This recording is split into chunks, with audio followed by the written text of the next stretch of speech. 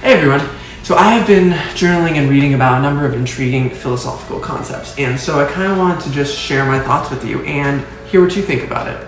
Now that the world is opening back up again, I have been thinking a lot about traveling, almost a distracting amount. And it kind of got me thinking about why we as humans seek out such an experience, or in essence, why do we travel?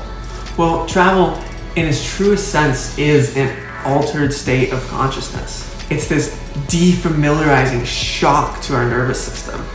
On a day-to-day basis, as we're wandering through our lives, we navigate our reality through this learned series of symbols, words, and other observable cues. And then when we travel, we basically strip that all away.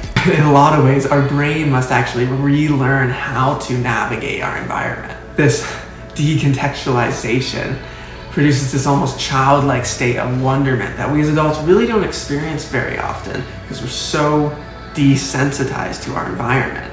You're essentially leaving everything you know behind. All the rules and framework related to the normal world in which you function are suddenly upended when you're exposed to a different culture. This hurls you into the present and forces upon you this state of openness. The way travel affects your brain is actually very similar to what scientists call a state of awe.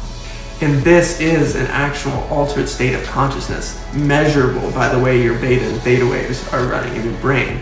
There's another common human experience that psychologists call the small self.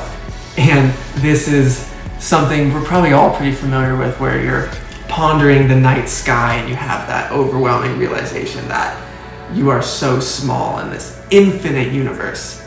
And so when we're traveling, it actually produces a very similar set of brain activity. It produces this cocktail of neurochemicals, of dopamine, serotonin, norepinephrine, paired with these very specific beta and theta waves. It can really make you just question everything about the world around you, especially everything about the way Western culture is run. I mean, no wonder people get addicted to this experience. You often hear people saying that they caught the travel bug or they have wanderlust. I mean, I get it. When I got back from Southeast Asia for the first time, all I could think about was where my next trip was going to be. I was obsessed. I was hooked. Upon returning from that trip, which was my first extended trip abroad in a quote-unquote developing country, I felt profoundly altered. It felt as if I saw this world that I used to live in a completely new light. I was more compassionate, I was more present, and I was much more understanding of others. So, while most of us can't travel all the time, how do we implement this mindset into our everyday lives? How do we become more present? How do we become more conscientious and more understanding without traveling 3,000 miles? I guess all in all, how do we shed this screen of preconceptions that distorts everything we experience on a day-to-day basis? How do we become truly present?